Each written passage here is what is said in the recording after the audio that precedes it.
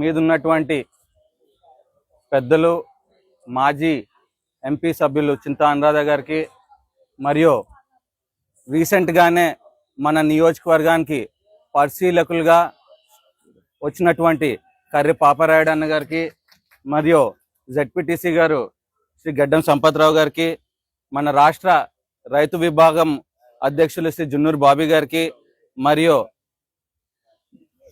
Local sarpanch గారు చిన్ని గారికి ఎక్స్ సర్పంచ్ గారు బుజ్జి గారికి మరియు ఇతర పెద్దలు గౌరవనీయులు సత్యం కాపు గారికి మరియు ఇతర పెద్దలందరికీ కూడా నమస్కారాలు. వేదిక ముందున్నటువంటి నా అన్న తమ్ములకి నా అక్క చెల్లెమ్మలకి అందరికీ కూడా నమస్కారము. ఈరోజు మనందరిమీ కూడా ఇక్కడికి రావడము, ఇక్కడికి వచ్చి ఇలా ఒక రచ్చబండ అనే ఒక కార్యక్రమం పెట్టుకోవడానికి గల ముఖ్య కారణం వైఎస్ జగన్మోహన్ రెడ్డి గారు, మన పార్టీ గౌరవ అధ్యక్షులు మరియు మన రాష్ట్ర మాజీ ముఖ్యమంత్రి వర్యులు, రెండు తెలుగు రాష్ట్రాల్లోని అత్యధిక ప్రజాదరణ కలిగినటువంటి నాయకుడు మన వైఎస్ జగన్మోహన్ రెడ్డి గారు. సో ఆయన ఆదేశాల మేరకు ఈరోజు మనం ఇక్కడ రచ్చబండ అనే కార్యక్రమం పెట్టుకోవడం జరిగింది. ఈ రచ్చబండ ఎందుకు ఇలా పెట్టుకుని రచ్చబండ కార్యక్రమం ఎందుకు అంటే, మనం క్షేత్ర స్థాయిలో కూడా మరి రూలింగ్లో ఉన్నప్పుడు మనము ఆ రకంగా మనం ఎప్పుడు కూడా పాలన మీద లేకపోతే పథకాలు ఎలా ఇవ్వాలా, ప్రజలకు ఎలా మేలు చేయాలని చూస్తాము. ఈ రోజు మన దగ్గర సమయం ఉంది కాబట్టి ఖచ్చితంగా ఈ 5 సంవత్సరాలు కూడా జగనన్న మన కార్యకర్తల కోసము మన నాయకుల కోసమే ఆలోచిస్తున్నారు కాబట్టి ఈ 5 సంవత్సరాలు కూడా మనం క్షేత్ర స్థాయిలో పార్టీని బలోపేతం చేసుకోవాలి కాబట్టి మరి ఈ కార్యక్రమం రచ్చబండ అనే కార్యక్రమం మరి జగన్మోహన్ రెడ్డి గారు మనకి ఈ రకంగా ఆదేశాలు ఇచ్చి పంపించారు. సో ఈ రచ్చబండ కార్యక్రమంలో మనము చేయాల్సిన కార్యక్రమాలు ఏంటంటే మొట్టమొదటిగా ఇందాక మన మండల పార్టీ ప్రెసిడెంట్ గారు చెప్పినట్టు క్షేత్రస్థాయిలో మనం పార్టీని బలోపేతం చేసుకోవాలా. క్షేత్రస్థాయిలో మనం పార్టీని బలోపేతం చేసుకోవడానికి మనం ఏమేం చేయాలా? ఫస్ట్ మనం ఏంటంటే ముందంటే గ్రామ కమిటీ అధ్యక్షులు ఒకలే ఉండేవాళ్ళు. గ్రామ కమిటీ అధ్యక్షులు ఆయన ప్రధాన కార్యదర్శి సెక్రటరీ అని అలా బాడీ వేసుకున్న వాళ్ళు. ఆయన మీద గ్రామం మీద మొత్తం పార్టీ యాక్టివిటీస్ ఏమున్నా కూడా గ్రామం దాకా వచ్చేది. కానీ ఇప్పుడు జగన్మోహన్ రెడ్డి గారు ఎలా అంటే ఉత్తి గ్రామ కమిటీ అధ్యక్షులు ఒకరి మీదే పెట్టకుండా ఖచ్చితంగా ప్రతి గ్రామానికి కూడా ఒక రైతు విభాగం అధ్యక్షులు ఉండాలి, ఒక మహిళలకి మహిళా అధ్యక్షురాలు ఉండాలి, ఒక యువజన విభాగం ఉండాలి, ఒక విద్యార్థి విభాగం ఉండాలి. మరి సోషల్ మీడియా చాలా ఇంపార్టెంట్ కాబట్టి సోషల్ మీడియా అధ్యక్షులు ఉండాలి ప్రతి గ్రామానికి. అలాగే ఎస్సీ సెల్లు, బీసీ సెల్లు, ఈ రకంగా ఈ 7 ముఖ్యమైన విభాగాలు మనందరమీ అధ్యక్షులు వేసుకుంటే ఈ రోజు ఇవ్వగలిగితే ఇచ్చారు. ఈ అధ్యక్షులందరినీ కూడా మనం అనౌన్స్ చేసుకుంటాము.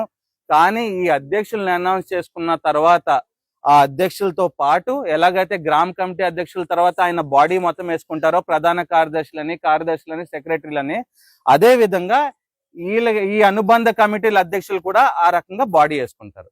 ఆ రకంగా బాడీ వేసుకునేటప్పటికి ఇలా ప్రతి గ్రామంలోని కూడా ఆ రకంగా గ్రామ కమిటీ అధ్యక్షులే కాకుండా అనుబంధ విభాగాల అధ్యక్షులు వేసుకుని వాళ్ళ కింద బాడీ వేసుకుంటే ఇలా ప్రతి గ్రామంలో కూడా మనం చేసుకుంటూ వెళ్తే నియోజకవర్గానికి వచ్చేటప్పటికి మన పార్టీ యొక్క సంఖ్య ఈ పదవులు తీసుకున్న వాళ్ళే 8,000 అవుతారు.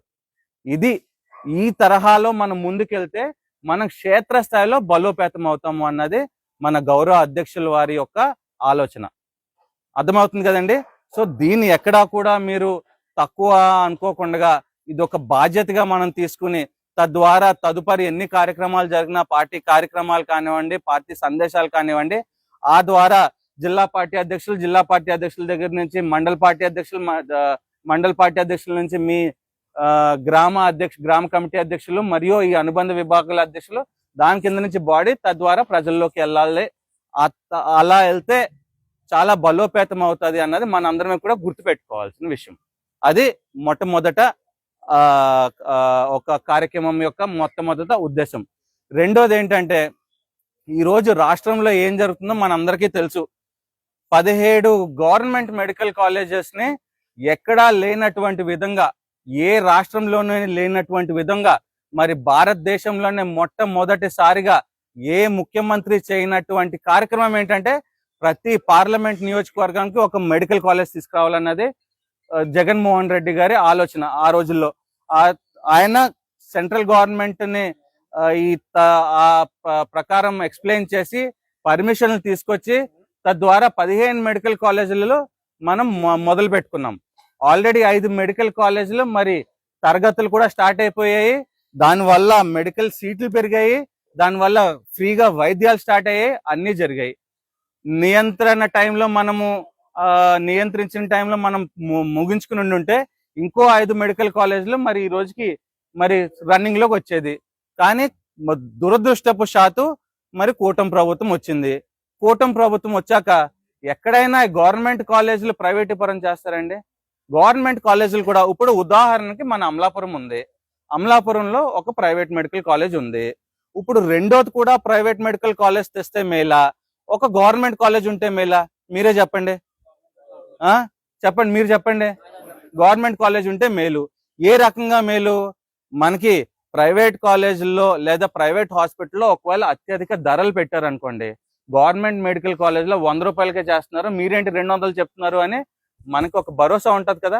తద్వారా ప్రైవేట్ మెడికల్ కాలేజ్ కానీ ప్రైవేట్ హాస్పిటల్లో కానీ ప్రైజులు తగ్గుతాయి కదా. తద్వారా ఈ గవర్నమెంట్ కాలేజీలకి మొత్తం అందరూ ఎవరైతే స్తోమత ఉండదో వాళ్ళందరూ కూడా గవర్నమెంట్ కాలేజ్కి వెళ్ళి చేయించుకుంటారు కదా. కానీ అది వద్దంటే ఈ కూటమి ప్రభుత్వానికి ఆల్రెడీ ఇక్కడ ఒక ప్రైవేట్ మెడికల్ కాలేజ్ ఉంటే ఇంకొక ప్రైవేట్ మెడికల్ కాలేజ్ కావాలంట. ఇంకో ప్రైవేట్ మెడికల్ కాలేజ్ తీసుకొస్తే ఏ రకంగా మనకి మేలు జరుగుతుంది? అది ఎవరికి మేలు జరుగుతుంది మీరు చెప్పండి? కూటమి ప్రభుత్వం నాయకులకు జరుగుతుంది. ఎందుకు? ఒక ప్రైవేట్ కంపెనీకి ఈ మెడికల్ కాలేజ్ నువ్వు 66 ఏళ్ళు తీసేసుకో, నువ్వే పాలించుకో, నువ్వే రేట్లు పెట్టుకో అంటే ఆడు ఇష్టం వచ్చిన రేట్లు పెట్టుకుంటాడా? ప్రజలకి సేవ చేయాలి, ఫ్రీగా చేయాలని ఆలోచిస్తాడా? దోచుకుంటాడు, ఆ రకంగా సంపాదించుకుంటాడు. అది కేవలం చంద్రబాబు నాయుడు గారికి లేదా కూటమి నాయకులకి మేలు జరుగుతుందే గాని ఎక్కడా కూడా ఇది పేద ప్రజలకి మేలు జరగట్లేదు. ఇది మీ అందరికి అర్థమవుతుందా? సో అందుకే జగన్మోహన్ రెడ్డి గారు ఖచ్చితంగా ఇలా 1,00,00,000 సంతకాలు సేకరణ అనే కార్యక్రమం మొదలు పెట్టారు. ఇలా మనం 1,00,00,000 సంతకాలు ఇలా ప్రతి నియోజకవర్గానికి 50 నుంచి 60,000 సంతకాలు మనం సేకరిస్తే 22వ తారీఖు కల్లా ఈ ప్రోగ్రాము, ఈ రచ్చబండి అనే కార్యక్రమం ప్రతి గ్రామానికి వెళ్ళి ఇలా ప్రతి గ్రామానికి మనం 500 సంతకాలు మనం సేకరించి అలా 22వ తారీఖుకి మన నియోజకవర్గం నుంచి 50 నుంచి 60,000 సంతకాలు మనది అయ్యాక మనం మరి విజయవాడ జగన్మోహన్ రెడ్డి గారి దగ్గరికి పంపిస్తే మరి 29వ తారీఖు 28వ తారీఖు మరి గవర్నర్ గారి అపాయింట్మెంట్ పెట్టుకున్నారు.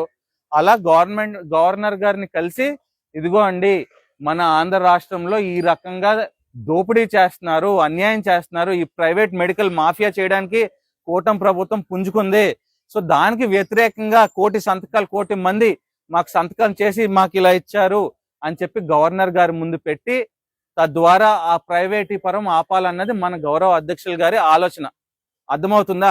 సో దానికి మనందరమే కూడా ఈ పార్టీ యొక్క నాయకులుగా, కార్యకర్తలుగా, ఈ జగన్మోహన్ రెడ్డి గారి అభిమానులుగా మనం చేయాల్సిందల్లా దీన్ని శ్రద్ధగా మనం ఈ 1,00,00,000 సంతకాల పైన మనం మన గ్రామానికి ఏదైతే 500 సంతకాలని మరి నిర్ణయించారో ఈ గ్రామం యొక్క మీ అందరూ కూడా గ్రామ స్థాయి పదవులు వచ్చి ఉండొచ్చు, కొంతమందికి నియోజకవర్గ స్థాయి వచ్చి ఉండొచ్చు, కొంతమందికి జిల్లా స్థాయి వచ్చి ఉండొచ్చు. సో మీరందరూ కూడా రెస్పాన్సిబిలిటీ తీసుకోవాలా. దాంతో పాటు మనం ఈ రోజు గ్రామ కమిటీ అధ్యక్షుల్ని మరియు గ్రామ బాడీని మనం అనౌన్స్ చేసుకుంటాము. దాంతో పాటు అనుబంధ కమిటీలను కూడా మనం అనౌన్స్ చేసుకుంటాము. సో వీళ్ళందరూ కూడా బాధ్యత తీసుకుని ఆ 500 సంతకాలు మరి పూర్తి చేసి ఇస్తే తద్వారా మనం 22వ తారీఖుకి మన సంతకాలన్నీ 50 నుంచి 60,000 సంతకాలు మనం విజయవాడ పంపించి గవర్నర్ గారి దగ్గర దాకా పంపించాల్సిన బాధ్యత మనది. సో అది దాంట్లో భాగంగా మరి మీరు అందరూ కూడా దీంట్లో పాలు పంచుకుని మీ గ్రామానికి ఇచ్చిన 500 సంతకాలు కూడా మీరు పూర్తి చేయాలని ఈ సందర్భంగా కోరుకుంటున్నాను. అలాగేనా? సో దాంతో పాటు క్షేత్రస్థాయిలో మనము పార్టీని బలోపేతం చేయాలి అనే దాంట్లో ఇంకొక ముఖ్య ఆదేశం జగన్మోహన్ రెడ్డి గారు ఇచ్చింది ఏంటంటే మరి ప్రతి 2 గ్రామాలకి కూడా ఒక అబ్జర్వర్ గా, ఇప్పుడు సార్ని ఎలాగైతే మన నియోజకవర్గానికి అబ్జర్వర్ గా ఇచ్చారో అలాగే ప్రతి 2 గ్రామాల నుంచి కూడా ఒక అబ్జర్వర్ ని మనం వేసుకోవాలి అని ఆదేశించారు. ఆ అబ్జర్వర్ ఎలాగంటే ఆ 2 గ్రామాలకి కూడా సంబంధించిన వ్యక్తి కాకుండా ఉండాలి. ఇప్పుడు ఎలాగైతే పాపారాయుడుగడ ఎలాగైతే మండపేట నుంచి మరి ఇక్కడికి వేసారో అబ్జర్వర్ గా, అలాగే 3వ గ్రామం 4వ గ్రామం నుంచి 5వ గ్రామం నుంచి ఈ 2 గ్రామాలకి అబ్జర్వర్ గా వేసుకోవాలా. మళ్ళీ ఆ 3వ 4వ దానికి ఈ 1 2లోంచి అబ్జర్వర్ గా వేసుకోవాలా. అలాగే మండలం అంతా కూడా అబ్జర్వర్ని వేసుకుని, అంటే ఇప్పుడు 60 గ్రామాలు 30 వార్డులు అంటే మొత్తం 90, అంటే సుమారు 45 అబ్జర్వర్లు మన నియోజకవర్గ స్థాయికి మనకు వస్తారనమాట కార్యక్రమం అయిపోయేటప్పటికి. సో అలాగా ఒక అబ్జర్వర్ని గ్రామ స్థాయిలో అబ్జర్వర్ని వేసుకోవాలా. అలాగే మండల స్థాయిలో కూడా అల్లవరం మండలానికి ఏమో ఉప్పులగుత్తమ అబ్జర్వర్ని, లేకపోతే రూరల్కి ఏమో టౌన్ నుంచి అబ్జర్వర్ని, అలాగా మండల వారీగా అబ్జర్వర్ని కూడా వేసుకోవాలన్నది సమాచారము. ఇలా అబ్జర్వర్లు వేసుకుని గ్రామ కమిటీలు వేసుకుని, అనుబంధ విభాగ కమిటీలు వేసుకుని, మనము ఇంకా ఈ ప్రైవేట్ మెడికల్ కాలేజీలను కూడా మనము దానికి వ్యతిరేకంగా సంతకాలు సేకరించాలన్నదే మనం ఈ కార్యక్రమం యొక్క ముఖ్య ఉద్దేశము. సో అందుకే ఈ రచ్చబండ అనే కార్యక్రమం మనం పెట్టుకుని ఈ రకంగా గ్రామాలకు వచ్చాము.